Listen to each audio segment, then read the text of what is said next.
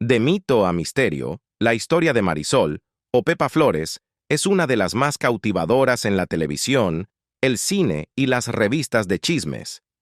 Marisol se alejó de los reflectores en 1985, a los 38 años, y no ha hecho apariciones públicas desde entonces. Sin embargo, detrás de su ascenso como una querida estrella infantil, se esconde una historia más profunda llena de desafíos y sacrificios. Antes de comenzar a actuar, se sometió a una cirugía para modificar su nariz y se tiñó el pelo de rubio, pero estos cambios solo fueron el principio de sus luchas. Al explorar la vida de Pepa Flores hoy, con casi 80 años, descubriremos la tristeza que rodea su situación. ¿Qué ha pasado con esta actriz que una vez fue tan amada? Mantente atento mientras profundizamos en Marisol y la conmovedora realidad de Pepa Flores hoy. Pero no nos adelantemos. Comencemos desde el principio.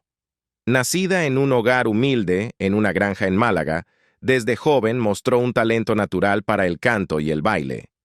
En 1959, llegó un momento crucial para la joven Josefa Flores, cuando su coro y grupo de baile viajaron a Madrid. Desde la comodidad de su hogar, el productor Manuel Goyanes fue alertado por una de sus hijas sobre la cautivadora actuación de la niña en televisión. Intrigado por su seguridad y espíritu vibrante, viajó a Málaga para persuadir a la humilde familia de Josefa de que la dejaran mudarse a Madrid y perseguir una carrera en el estrellato. Manuel Goyanes hizo cambios significativos para transformarla en la primera estrella infantil femenina de España. El equivalente masculino, como quizás sabrás, era Joselito. Con poco más de 10 años, se sometió a una cirugía de nariz y se tiñó el pelo de rubio. Su primera película, Un rayo de luz, se estrenó en 1960 y fue un éxito sensacional, ganándole el premio a Mejor Actriz Infantil en el Festival de Cine de Venecia. Después de ver Un rayo de luz, no había niña que no quisiera ser Marisol. Sin embargo, enfrentaron un desafío. Marisol se parecía más a una chica nórdica que a la típica española de piel más oscura y cabello moreno. Sus fans, desde Estados Unidos hasta Japón, a menudo se conformaban con replicar su estilo icónico, con los vestidos cortos inspirados en el flamenco conocidos como vestidos de Marisol y los moños altos que recordaban el look de la posguerra Arriba España. Con solo 15 años, en 1963, Marisol ya había lanzado varios de sus mayores éxitos, como Ha llegado un ángel, Tómbola y Marisol rumbo a Río. Se encontró empujada al estrellato, sintiéndose todo menos una celebridad. El torbellino de rodajes, anuncios, viajes y promociones la afectó tanto que desarrolló una úlcera por estrés. A pesar de no querer ser una estrella, lo fue no solo en España, sino también en Rusia, América Latina y casi en todas partes. En ese momento, ella y Sara Montiel eran las dos únicas artistas españolas conocidas internacionalmente. Incluso entonces, se decía que quería dejar el cine, pero su entorno no se lo permitía. Marisol era una estrella, después de todo. Sin embargo, también lidiaba con una úlcera estomacal y tenía poco deseo de seguir en el mundo del espectáculo. A pesar de esto, Manuel Goyanes no estaba dispuesto a dejar ir a su gallina de los huevos de oro. El legado de Marisol fue impulsado por estrategias de marketing innovadoras para su época. Había muñecas de Marisol, un club de fans dedicado, álbumes de cromos, revistas, insignias y banderines que celebraban su estrellato. Se tomaba el tiempo para responder a las cartas de sus fans y posar para fotos con cualquier persona que se le acercara. Amaya, quien interpretó la canción compuesta por Augusto Algueró para la película Ha llegado un ángel en los premios Goya 2020, reflexiona sobre el impacto que Marisol tuvo en ella. Copiaba sus gestos, incluso las caras que hacía y la forma en que movía la mandíbula. Siento que ha moldeado mi personalidad, dice. Sin embargo, el ritmo implacable de trabajo y promoción finalmente le pasó factura a Marisol durante su adolescencia. Su hermana recuerda cómo los horarios de rodaje a menudo coincidían con las giras, lo que mantenía a Marisol lejos de casa durante meses, trabajando todos los días. La tensión afectó su voz. Se le cerró la garganta y no podía cantar, explica su hermana. Para recuperar su capacidad vocal, Marisol tuvo que tomar clases de solfeo con un profesor de canto, y cuando finalmente se recuperó, estaba claro que su voz había cambiado.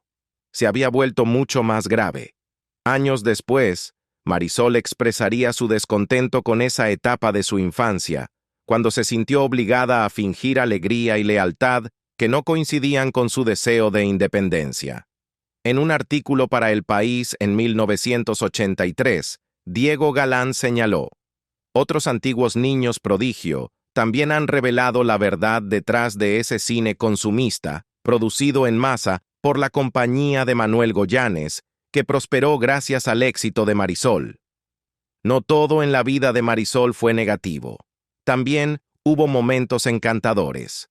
Una de las historias más divertidas proviene del rodaje de Cabriola en 1966, cuando Marisol tuvo la oportunidad de aprender técnicas de maquillaje nada menos que de Audrey Hepburn, quien estaba casada con el director de la película, Mel Ferrer, en ese momento. Me enseñó cómo maquillarme los ojos para el cine, usando ese delineador en forma de plátano que la caracterizaba, recordó Marisol en una entrevista de 2008 con Vanitatis, donde promocionaba el nuevo libro de José Aguilar, Marisol. Audrey era una mujer encantadora. Incluso me llevó a su peluquero, Alexandre, para un corte de cabello. Sentía que era como una tía cercana, sensible y muy cariñosa. Se casó con el hijo de su productor, con quien había vivido como una hermana.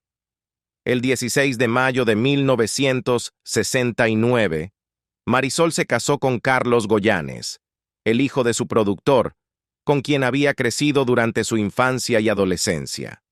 Natibel Preciado, estudiante de política y periodismo en ese momento, fue asignada para cubrir la bulliciosa boda, y más tarde notó que Marisol parecía triste ese día. En la España de esa época, el matrimonio significaba que la propiedad y los derechos legales de una mujer se transferían a su esposo, y se esperaba que las mujeres fueran subordinadas a sus maridos. Esto significaba que para abrir una cuenta bancaria, conducir un coche, iniciar un negocio o incluso obtener un pasaporte, una mujer necesitaba el permiso de su esposo. En una entrevista reveladora, Marisol expresó su opinión sobre el matrimonio y el trabajo. Afirmó que solo trabajaría si su esposo lo aprobaba. Si él dice que no, eso es todo. Prefiero renunciar a los contratos más fabulosos que arriesgarme a disgustarlo. Cuando se separó solo 3 años después, Marisol reveló que nunca había estado realmente enamorada y decidió romper su contrato con Goyanes, una relación que sentía la había encarcelado durante años. Desde que me casé, solo pensaba en cómo recuperaría mi libertad. Tuve que planear todo antes de poder finalmente liberarme, admitió. Pepa estaba decidida a deshacerse de la imagen de la niña rubia con ojos verdes y trenzas para poder comenzar de nuevo y demostrar que era una actriz seria. El personaje de Marisol era un personaje de ficción interpretado por una niña prodigio que se convirtió en el modelo arquetípico de mujer para las niñas durante el último franquismo. Reflexiona el director de un documental sobre su vida. Como Marisol, muchas de esas niñas lucharon por dejar atrás sus roles infantiles y ser vistas como adultas completas. De la sección femenina al desnudo en la portada de Interview. A lo largo de 25 años, Marisol se transformó dramáticamente. Desde participar en los coros y danzas del régimen franquista hasta convertirse en una de las primeras militantes comunistas. Pasó de ser representada en las revistas como la ama de casa ideal, con delantal y aspiradora, a casarse con el disidente bailarín Antonio Gades en una ceremonia en La Habana, con Fidel Castro y la legendaria bailarina cubana Alicia Alonso como padrinos. Después de su divorcio de Goyanes y la presión implacable de los medios, Marisol sintió una profunda sensación de desesperanza. Sin embargo, conocer a Antonio Gades despertó su conciencia social, aunque también trajo consigo críticas. Él todavía estaba casado con la cantante Marujita Díaz en ese momento. Como resultado, enfrentó duras críticas del público, con personas gritándole PTA en la calle y grafitis que la etiquetaban de adúltera.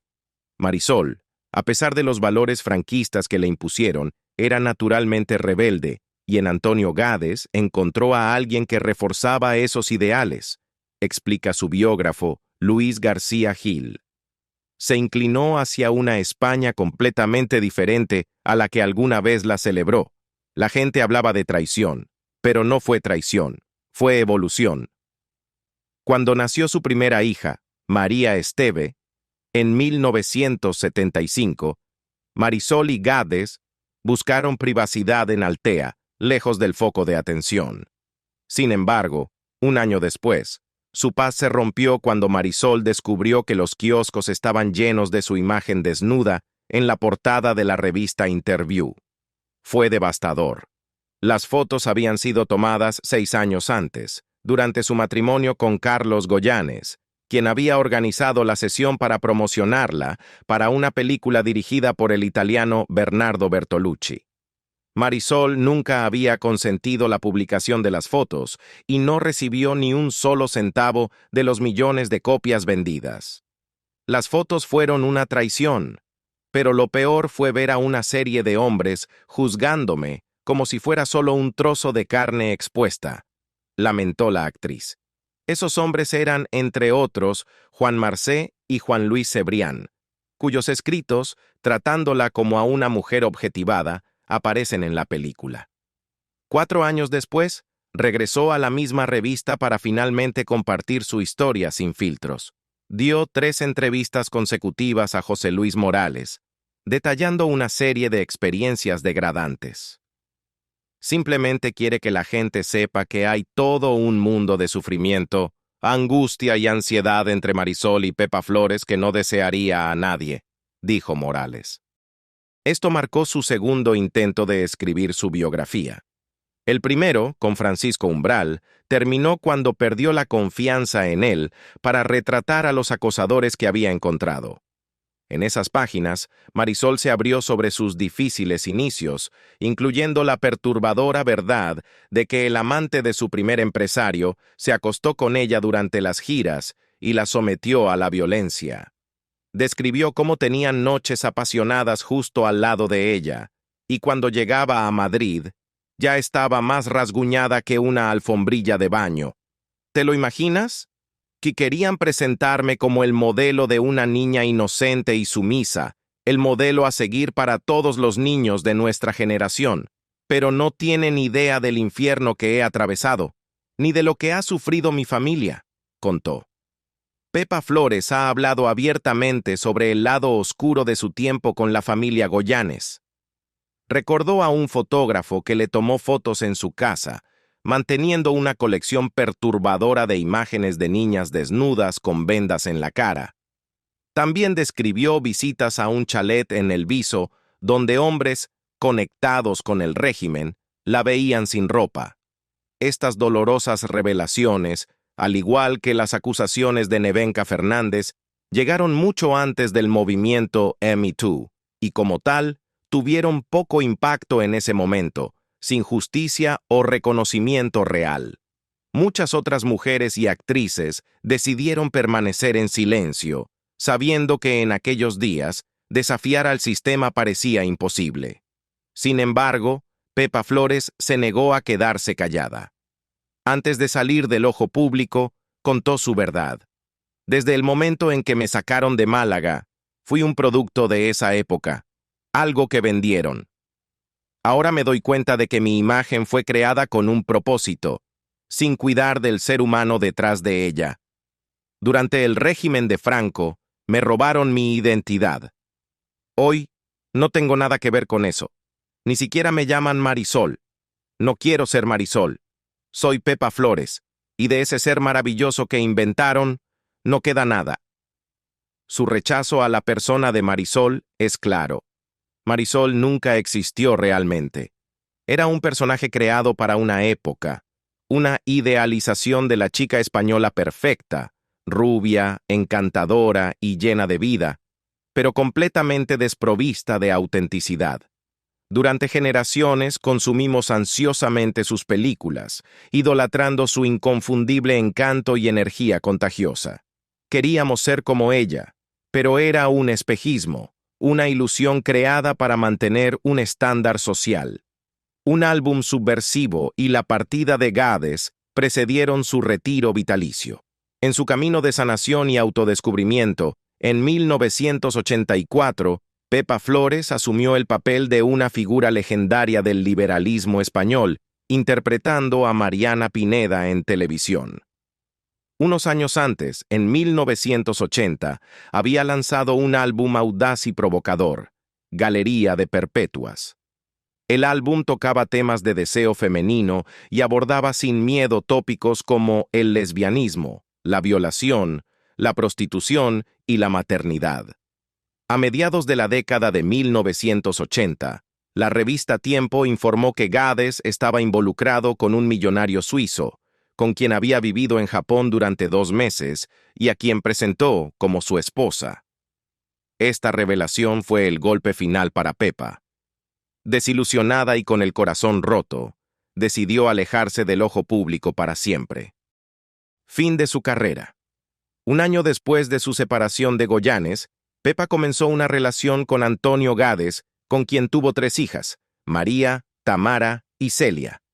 En 1986, la pareja fue casada por Fidel Castro en Cuba, un gesto simbólico de su apoyo al comunismo.